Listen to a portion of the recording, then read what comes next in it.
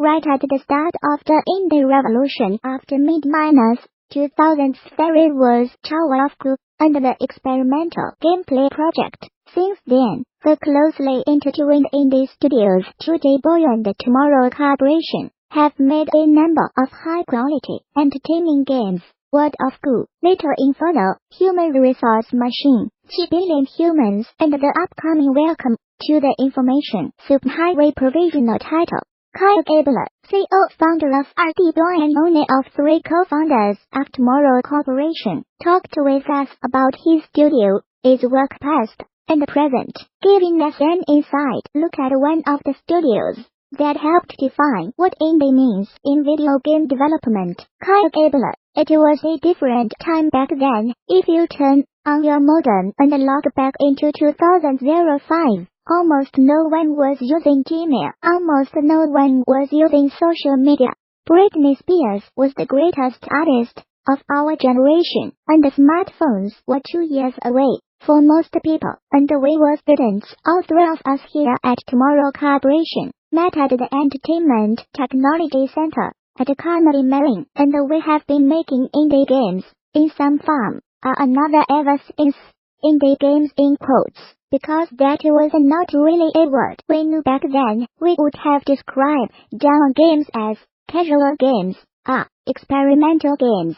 Never one of the cool kids. It took us a while to realize an indie scene was brewing, about to explode, and something we could be a part of. Kyle Gabler, I'd be happy if the indie movement is remembered at all in the future. It is starting to feel like the pendulum has swung back towards publishers and stores and even streamers having all the power, with little developers getting left out. Our intern Apocalyptic and Danny Wheeler's brother wants to explain more. Apocalyptic and Tomorrow Corporation intern. We are doomed. Back in 2008, something like 7 games launched all year, and now it is like 7 million games launch every day. Your special game you worked really hard on has minimal value. Small game devs are now just little workers, shuffling content into hungry stores that promote themselves and not deal with heavy discounts. Subscription services. You get cents every time someone plays your game for hours. And the ravenous YouTube Twitch streams with people scream talking over that game you stressed out for years building from scratch. We here at Tomorrow Corporation have been fortunate to continue doing well so far, and we like to think we have good relationships with stores and the streamers, but it is like those flashback scenes in Handmaid. It's it is easy to see the trend. You can see strangers getting dragged away, and you are like, haha, they should have seen it coming. But it is only a matter of time until they come for you too. Anyway, the pendulum will swing back again at some point, but we do not know when or how. We might need a revolution, a whole new genre in the movement. In the meantime, death. If someone comes to you and says, hey, it is like Netflix for games, wanna put your great game on it? Say no, my game has value and I have self-respect.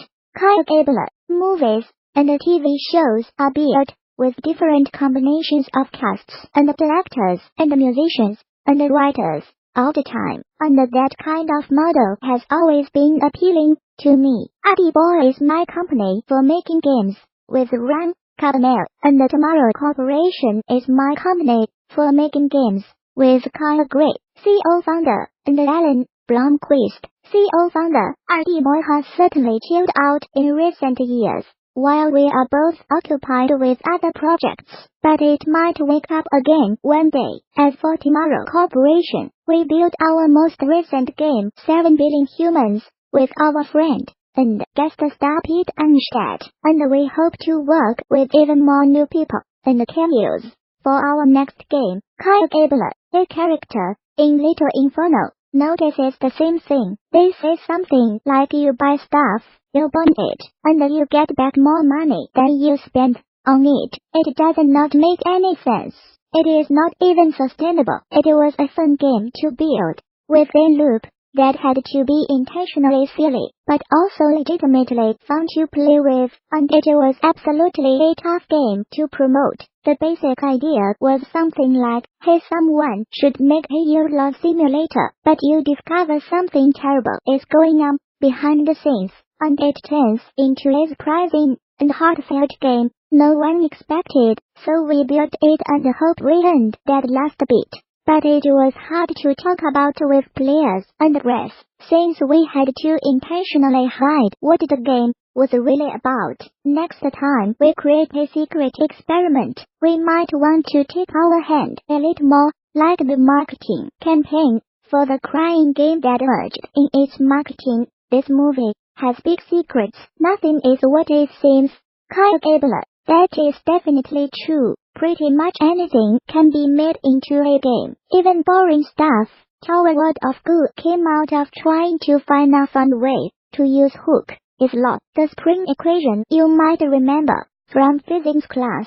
Human resource machine and the 7 billion humans are little computers made out of people in an office setting. Programming is just puzzle solving, and a natural fit for a puzzle game. The hard part for us was putting together the perfect sequence of puzzles to teach players from scratch everything they need to know. We hope players get that same thrill and those same illuminating aha moments that programmers enjoy every day. Kyle Gabler, why our office in HRM is a pretty direct metaphor for a simple computer. You have a stream of inputs, your inbox, a stream of outputs, your outbox, a small amount of memory, pass on the far, and an accumulator, the one thing your worker can hold in their hands. And you program it all with a simple assembly, like language of 11 total commands.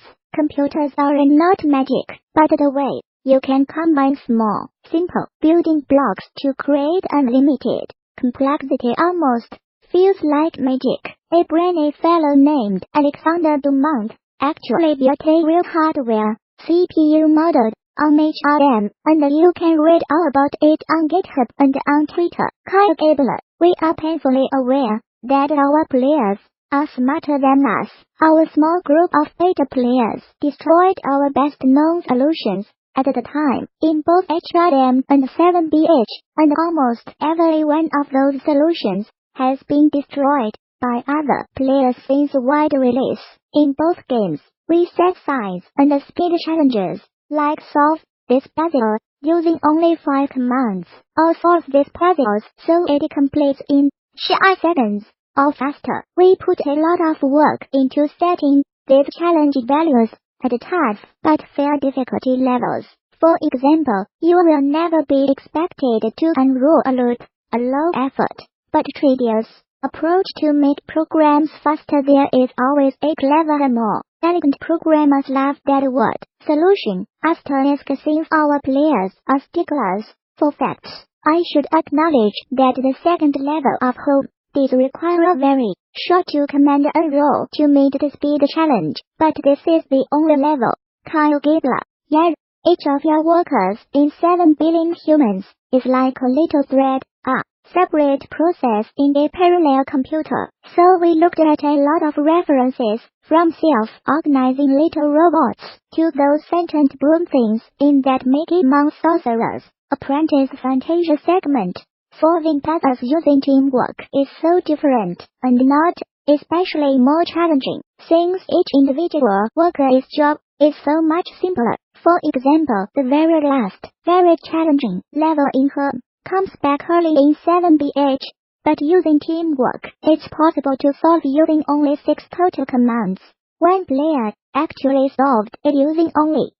Kyle Gabler, both HRM and 7BH let you copy your solution from the game and paste into Notepad or wherever. We thought this would be helpful for players sending bug reports, but we did not expect that some players, usually the extremely advanced career programmer players, would write all their solutions in Notepad or Visual Studio and then paste them back into the game. One of our super advanced players even made a syntax highlighting thing for Visual Studio. We still recommend most players use the in-game editor, though. On portability, Kyle Gabler, Tomorrow Corporation, co-founder. Everything runs on our custom Tomorrow engine. Alan, our programming brain, is a mad genius who reverse engineers NES games in his spare time. We assume he has been automating the whole thing since 2012. On art style, one person was kind enough to describe our art style as draw like you are in 38th grade and put big eyes on it.